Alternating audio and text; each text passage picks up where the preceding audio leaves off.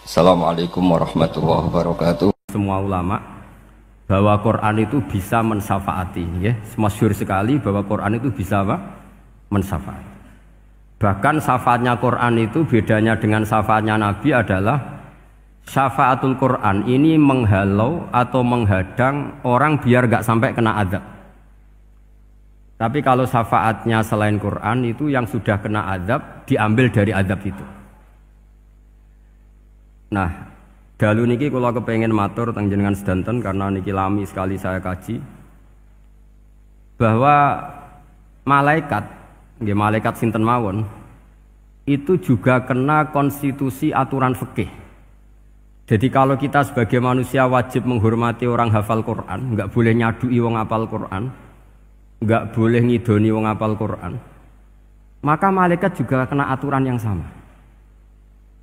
Karena dia, malaikat ini termasuk makhluk yang mukallaf, makhluk yang kena tatanan Allah Subhanahu wa taala.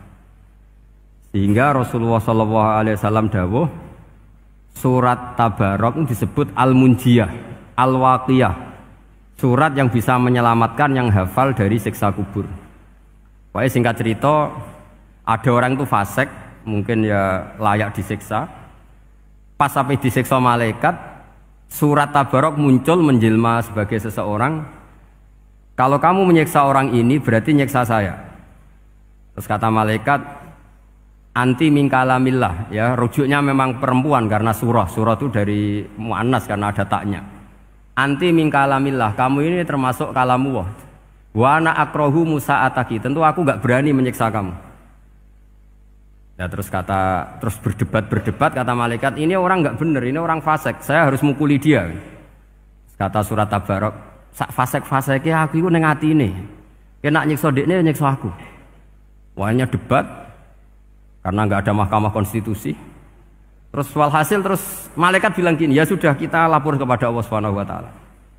Lapor, akhirnya surat Tabarok ini cerita ke Allah, ya Allah, ini orang setiap kali datang ke saya dari sekian surat-surat yang ada di Quran, orang ini milih saya, yang dipelajari ya saya, yang dihafalkan juga saya. Ini kata surat Tabarok kepada Allah.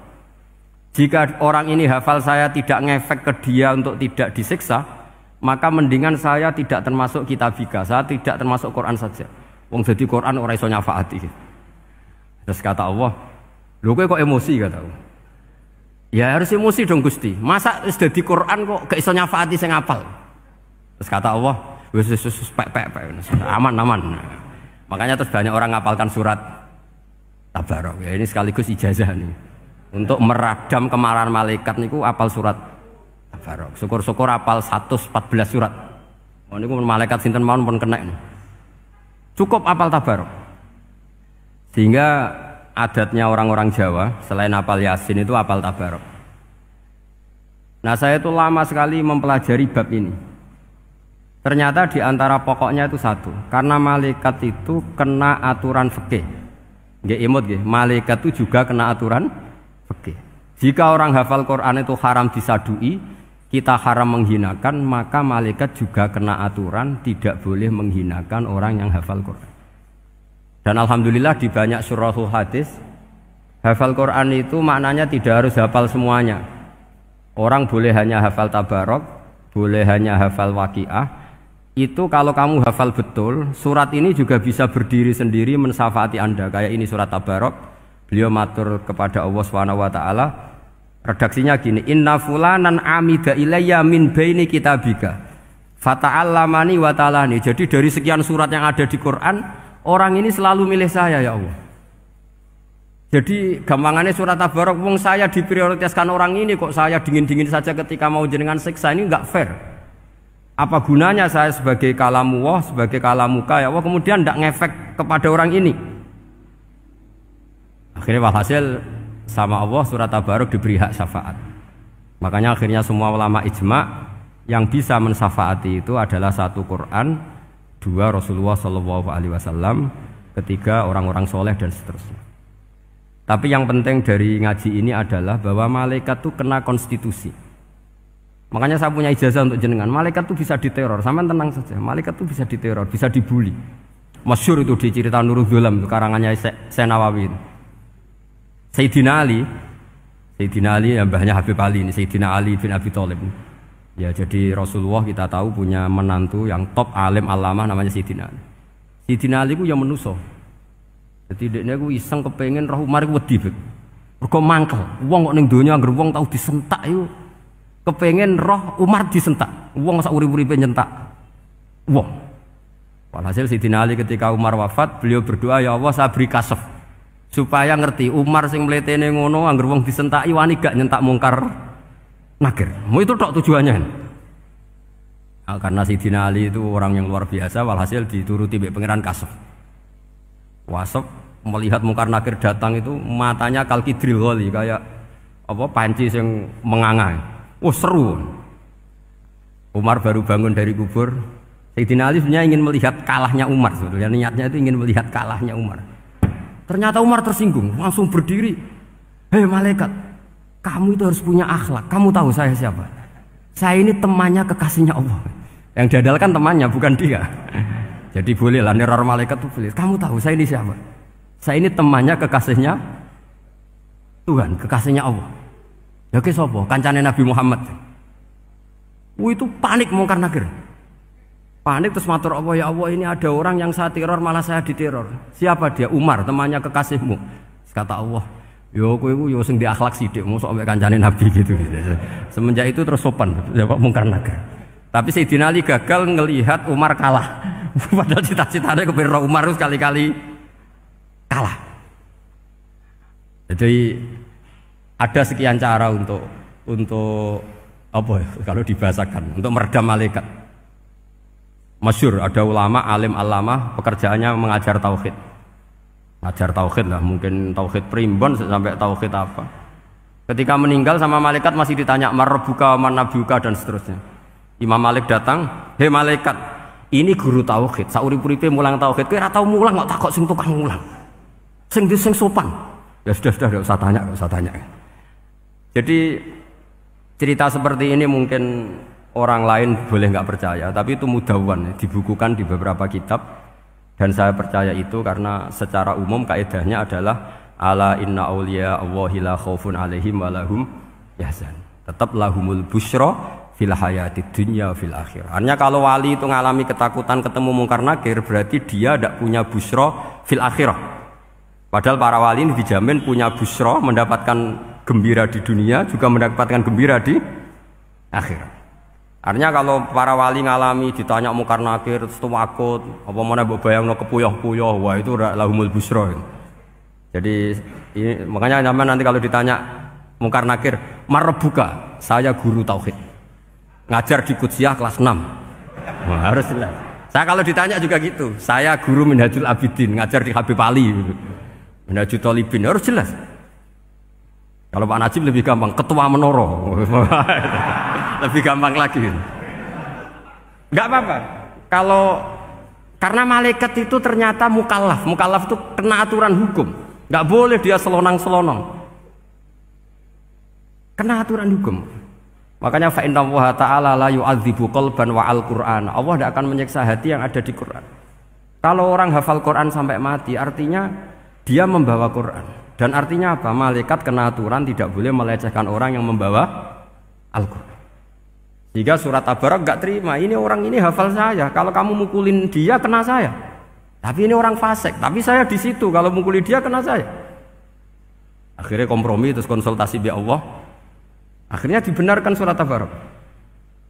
Ya, terus ini sudah clear ya, lolos ya, mungkar nakir lolos.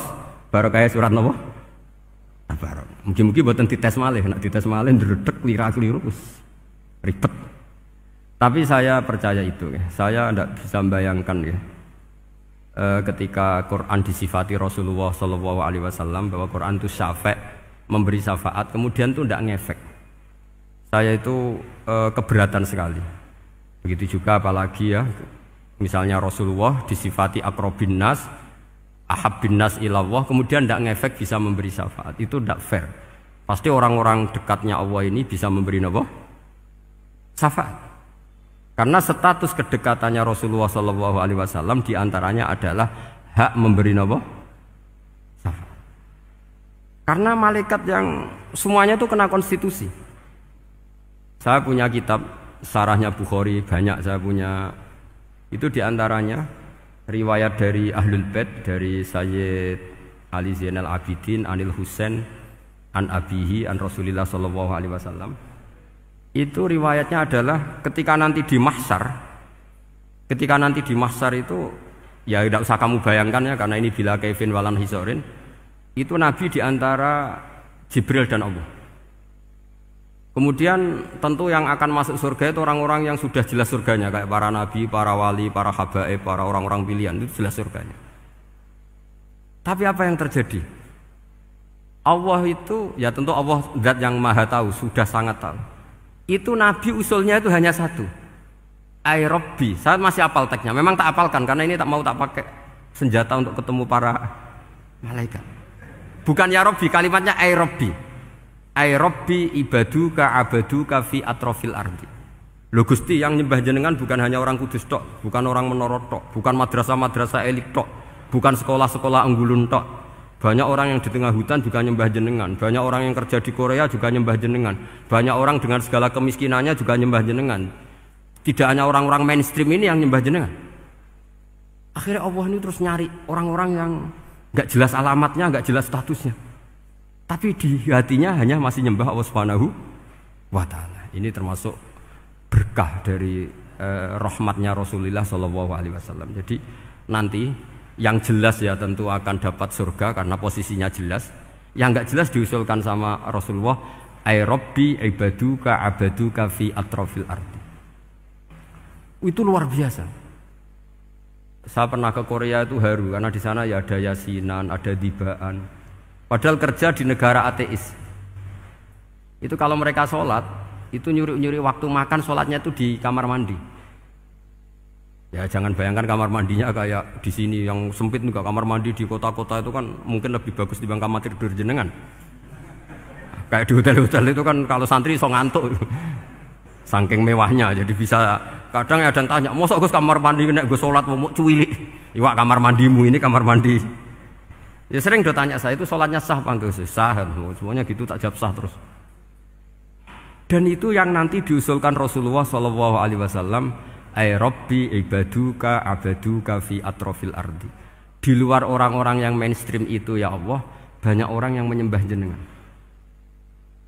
Saya tuh pernah nangis ketika di Bandara Jakarta ketemu orang wireng, serai melarat, jelas melarat, wireng. Ini ku ketemu saya cium tangan. Gus saya ini itu habis dari Selandia Baru.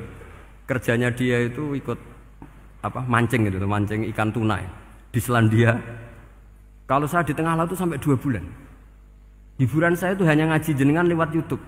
Coba orang di tengah laut ngaji. Wah, itu seneng pojok bumi. Jadi ini umat Rasulullah Shallallahu Alaihi Wasallam. Makanya kalau suwon jenengan yakin saja terhadap syafaatnya Quran. Karena semua malaikat itu kena aturan.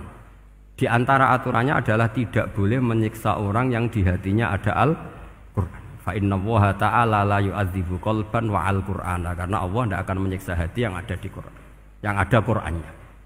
Sehingga memiliki jelas gini riwayat saking Ibnu Katsir.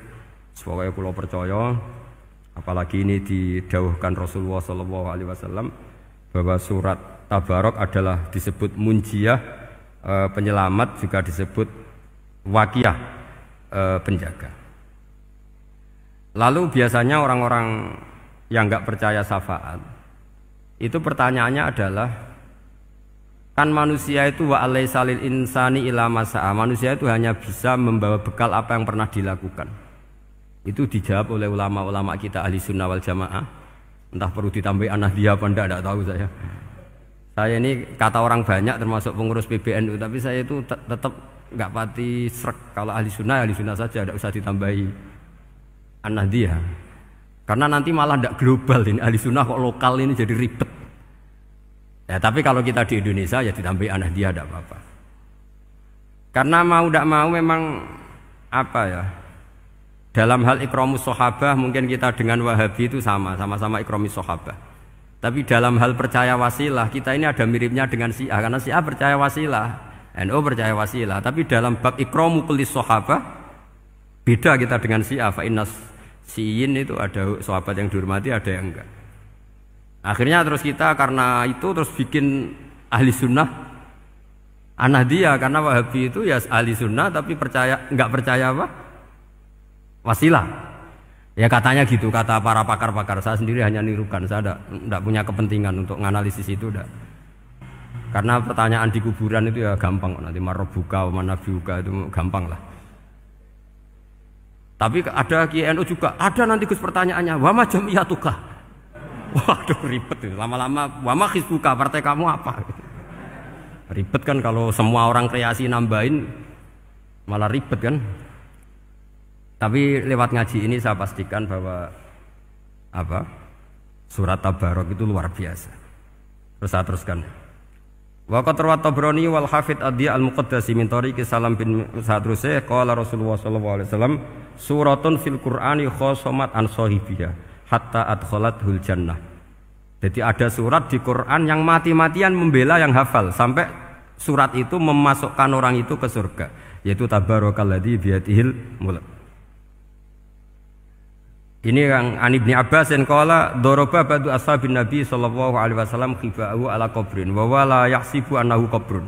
Fa idzan qabru insanin yaqra'u suratal mulki hatta khutamaha. Fa atan Nabiyya sallallahu alaihi wasallam faqala hiyal mani'ah hiyal munjiyah tunjihi min adzabil qabri.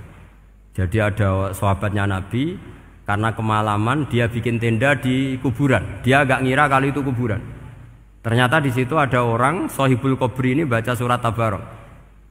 Baca surat Tabarok. Kemudian peristiwa itu dilaporkan ke Rasulullah. Jawabnya Nabi apa? Memang surat Tabarok itu al-mani'ah, yang bisa menghalau atau menolak azab. Terus hiyal munjiyah, memang surat Tabarok itu menyelamatkan tunjihi min adzabil qabri, akan menyelamatkan orang itu dari siksa kubur. Ikut ke sekolah. Wa qala Tabrani haddatsana Muhammad bin Hasan. Terus qala Rasulullah sallallahu alaihi wasallam lawadittu annaha fi qalbi kulli insani min ummati. Karena keramatnya surat Tabarok seperti itu, kata Nabi lawadittu pakai lam taukid.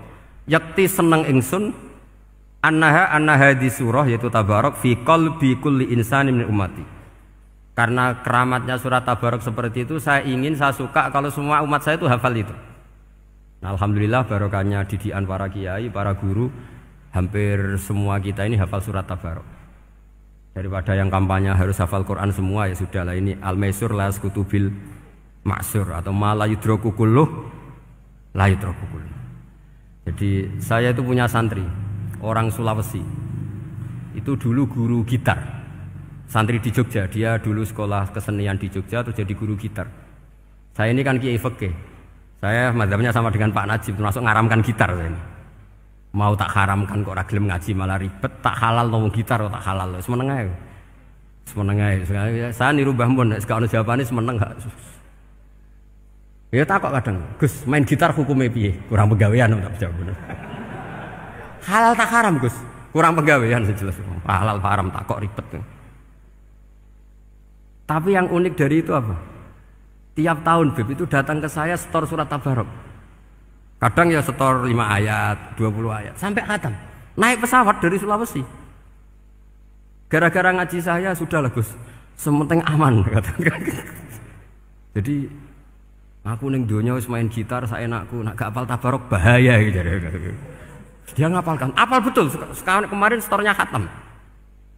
Ya hanya untuk ngelawan malaikat saja itu, untuk ngelawan malaikat itu. Saya kok tertarik gitu. Lah yang repot saya, Beb, saya kiainya ngajarkan itu tapi lupa ngajarkan haramnya yang gitu-gitu. Wah ya ribet ya, sudahlah nanti biar diurusi Allah Subhanahu wa taala. Sudah itu sudah. Karena jadi kiai itu repot. Saya pernah Beb tanggal 1 Syawal itu punya teman zaman di Sarang. Wonge wis wireng kriting soe wis wireng kriting. Jarang ke saya tanggal 1 Syawal kecuali pas itu. Ternyata datang tuh karena teman saya, semakan senior saya, mau ngijazah saya. Gus, kowe nak dadi kiai sing hati-hati. Aja geman dalil sing kira iso nglakoni. Ono apa? Dia itu datang ke saya berarti tanggal 2 ya, tanggal 2 sore. Dia itu pas Idul Fitri itu pidato Man shoma Ramadan wa atba'ahu sitan min Syawal fa ka'annama shoma dahra kullah. Itu orang lugu-lugu poso. Bareng tanggal loro-loro pas wandekne rokokan. Wong lugu-lugu, wah rugi bah aku poso jebule jenengan ra kena dinut. Jadi semuanya yang poso 6 hari itu ngikuti kiai itu. Ternyata pas disowani pas rokokan, rugi bah aku anut jenengan. Tak nut-nut poso jebule jenengan gak poso. Aku yang mending ngene, lha opo kowe dalil ngono barang ngono lha opo ora iso nglakoni. Makanya ini hati-hati para kiai, nek dalil sing ora iso nglakoni ora usah. Nak khutbah Id ora usah cerita poso 6 hari, kok malah diciri orang. Ya cerita wae wong nak berposo dosane di sepuro insyaallah, pokoke yang gampang-gampang saja. Nak dolan ning gone wong awan-awan dosa ganggu. Nak ra dolan sombong gak gelem silaturahim. Wae ngomong yang umum-umum saja. Jangan dalil poso 6 apa? Hari itu sekali ada yang nganut ternyata kamu tidak bisa, wah itu repot. Ya jadi saya berharap sekali keyakinan guru-guru kita bahwa Al-Quran mensyafaati itu kita terima. Kita terima an ilmin wa an bayinatin wa an hujatin. Kita bukan sekedar terima karena itu dawai guru enggak, tapi satu bayinah. Yaitu logikanya adalah malaikat itu mukallaf.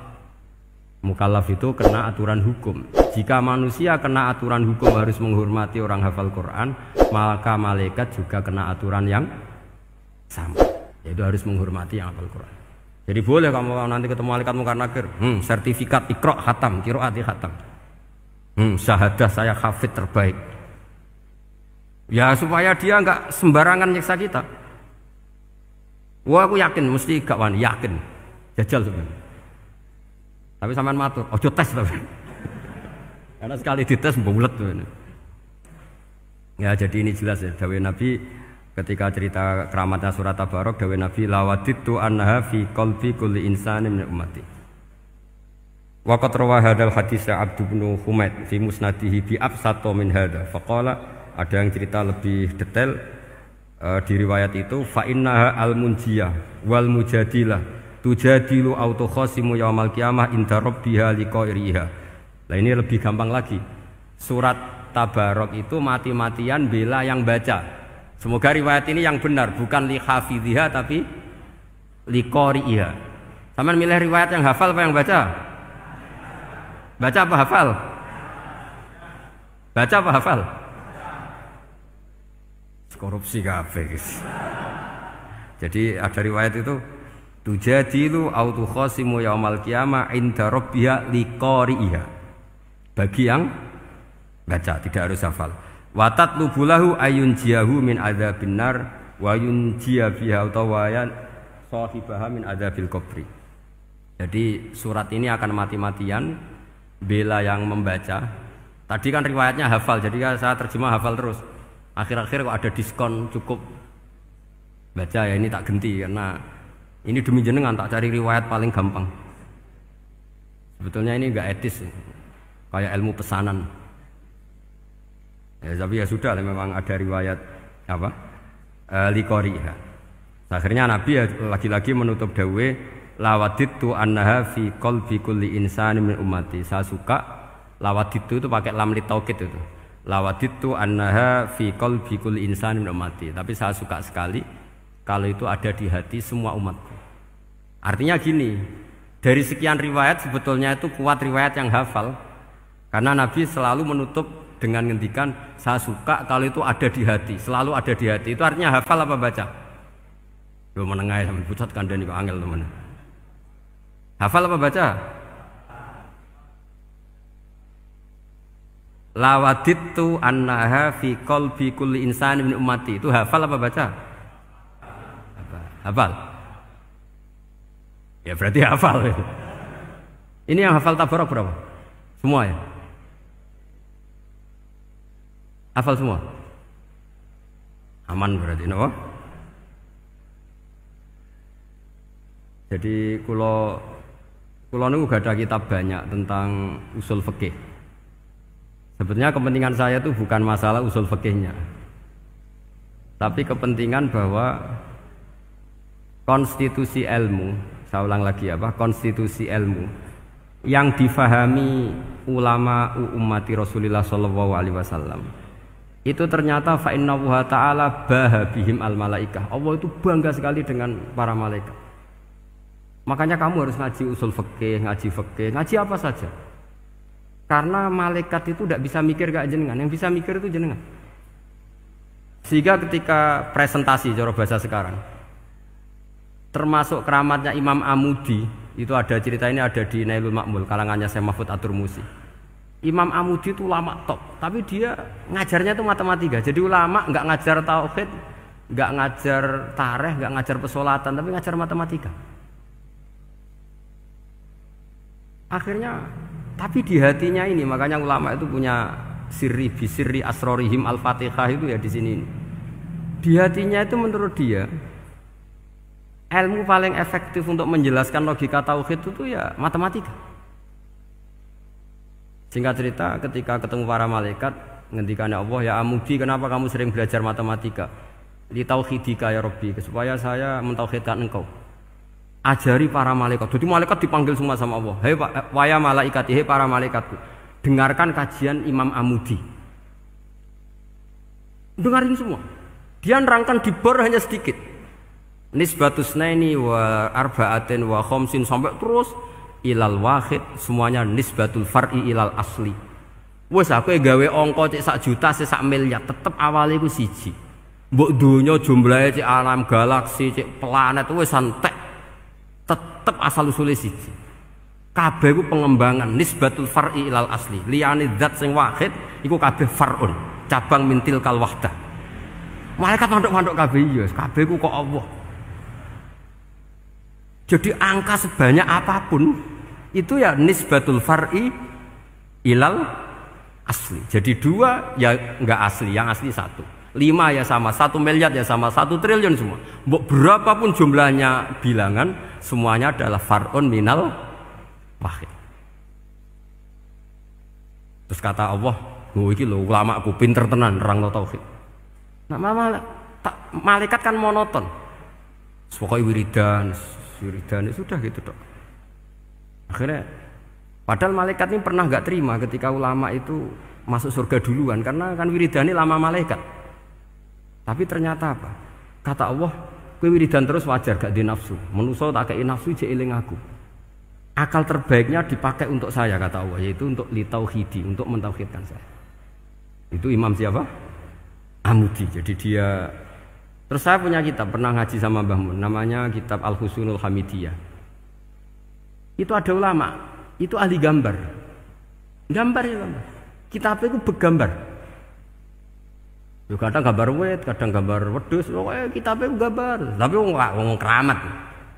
Dulu kitab gambar tapi hawane hawa tauhid. Nah, sampean kan enggak ngarang kitab primbon. Donga mahabbah. Lah ndekne dhewe Joko tuwa kok ngijazahi mahabbah. Lucu kan.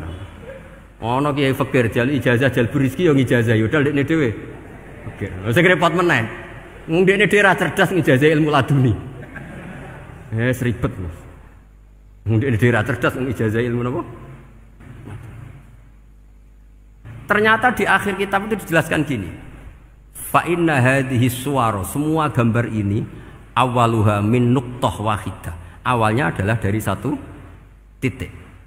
Jadi famadarul wujud adalah an-nuqtah, 1 titik. Nuqtatul wujud yaitu Allah Subhanahu wa taala. Mbok kowe gambar seruwet apapun. Wis aku gambar benang paling ruwet sing ra iso diurai. Awalnya 1 titik apa 2 titik? 1 titik. Makanya masyhur dalam dawuh para ulama, Quran dikumpulkan di surat Fatihah. Surat Fatihah dikumpulkan di bismillah. Bismillah dikumpulkan di titiknya ba. Nah titik ba ini disebut bi kana makana wa bi yakunu mayakun. Karena lewat titik bi ini karena saya yang ada menjadi ada, dan karena saya yang mau ada akan menjadi ada. Makanya semuanya itu kembali ke 1 titik, nuqtatul wujud. Kayak apa ulama dulu? Jadi mau bismillah itu gak main-main kan. Bismillah itu eling bae. Ba ini nuqtatil wujud, bahwa kita benar-benar bertauhid. Mbok kayak apa buletnya gambar, mbok kayak apa ruwetnya, tetap dimulai dari 1 titik. Mbok kayak apa jumlah angka-angka itu, dimulai angka 1. Nah, Sampean saya harapkan nanti kalau ketemu Allah itu Allah bangga dengan sampean kon mulang tauhid ning malaikat. Orang ning TPQ kon mulang malaikat. Itu cita-cita terbesar saya, kepengen mulang malaikat. Mulang sampean wis bosen yakin wis aku pengen oh keren mulang. Ya, maksudnya aja malaikat kok Jibril, Mikail itu malaikat elit. Sing awam-awam ya sing mboten. Mboten kalau malaikat ini papan atas niku pun alim banget. Saya kenapa ngomong demikian? Saya ini punya tafsir namanya tafsir Al-Qurtubi. Itu Imam Qurtubi termasuk tak anggap mufassir hebat. Beliau ketika ngendikan wa idz qala rabbuka lil malaikati, saat terus walhasil malaikat itu terus protes ataj'alu fiha may yufsidu fiha wa yasfikud dima. Itu kan ada pertanyaan di tafsir itu. Bagaimana mungkin malaikat itu protes kepada Allah padahal malaikat itu terkenal loyal sama Allah, nggak pernah intervensi, nggak pernah gugat. Kenapa ini kok ada cerita malaikat kok gugat atas alu? Jadi Imam Qurtubi, hum awamul malaikah, itu awamnya malaikat, bukan yang kayak Jibril, Mikail. Itu malaikat-malaikat yang nggak ada namanya, awam. Jadi jangan bayangkan yang protes itu kayak malaikat Jibril. Jadi harus dibedakan. Nah, saya ya tentu kalau ngajar malaikat ya milih yang ini, yang nggak jelas namanya ini sudah. Kalau Jibril ya nggak mungkin diulang tuh, sing nggawa wahyu. Apa alam Quran itu sepiro? Aku sing nggawa Quran ribet kan malah. Lah nek Israil mbok ulang tersinggung dipletet lah tuntas malah ribet. Mikael mbok ulang tersinggung kira di donasi bagian duit dan bagian rezeki. Ribet. Wis mulang malaikat sing awam. Saya itu termasuk hilang iskal saya, janggal saya karena tafsir Qurtubi. Dulu saya itu iskal. Mau malaikat kok ngevaluasi kebijakan Allah itu artinya kan gini. Ya Allah, engkau mengangkat Adam sebagai khalifah. Padahal potensi Adam itu adalah ifsad. Ya, ataj'alu fiha may yufsidu fiha wa yasfikud dima. Kata malaikat, wa nahnu nusabbihu bihamdika nuqaddis. Itu kan paradok, kalimat yang paradok. Paradoknya begini, ya Allah tolong evaluasi engkau ngangkat Adam sebagai khalifah. Potensi Adam adalah merusak bumi. Wa nahnu nusabbihu bihamdik, kita ini selalu mensucikan engkau. Loh, itu kan paradok. Kalau mereka mensucikan Allah, artinya mensucikan juga min ihtimalil khata'.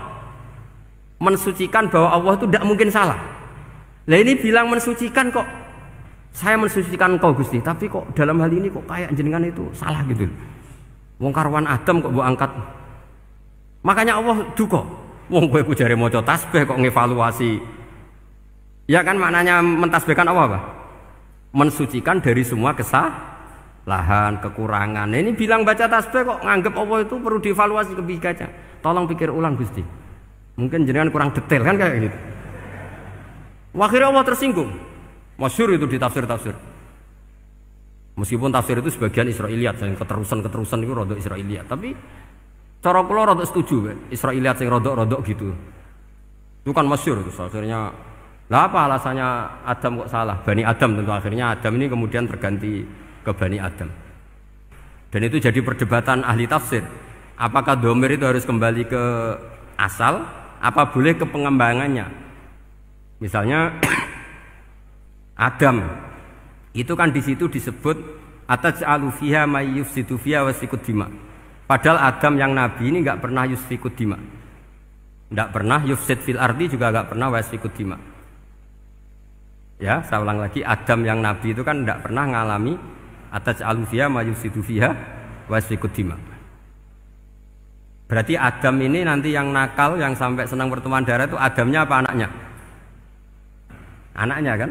Itu jadi perdebatan ahli tafsir. Walhasil singkat cerita, malaikat ini tidak salah. Nyatanya kita tahu kan perang di Irak, di Syria, perang zaman Belanda, Bani Adam itu senang safkud dima. Tapi ternyata malaikat ini ditegur sama Allah. Yusbiya manusia itu salah itu dia nafsu. Kue bener mergo ora takei nafsu. Masyhur terus dicerita Israiliyat itu ada malaikat, dia jajal Gusti. Jajal tenan dikei nafsu, medun ketemu wong adus langsung merkosa. Gawe anan sih, ora kenalan sih. Terus dari Allah, wah lumayan menusa ana mukadimah iku awur-awuran ae. Walhasil terus malaikat ape terbang enggak bisa. Ini kata cerita Israiliyat, kamu harus menentang cerita ini. Tapi saya setuju. Singkat cerita, pertanyaannya adalah, mungkinkah malaikat melakukan kesalahan? Padahal termasuk salah adalah protes kepada Allah Subhanahu wa ta'ala. Itu dijawab oleh Imam Qurtubi, hum awamul malaika. Itu awamul malaika. Jadi kita harus membedakan malaikat yang papan atas, yang ashos. Kalau dalam tafsir modern disebut malaikat sing ashos, kayak Jibril, Mikail. Ada malaikat awam. Nah, yang awam ini ya biasa, yang bilang qalu ataj'alu fiha may yufsidu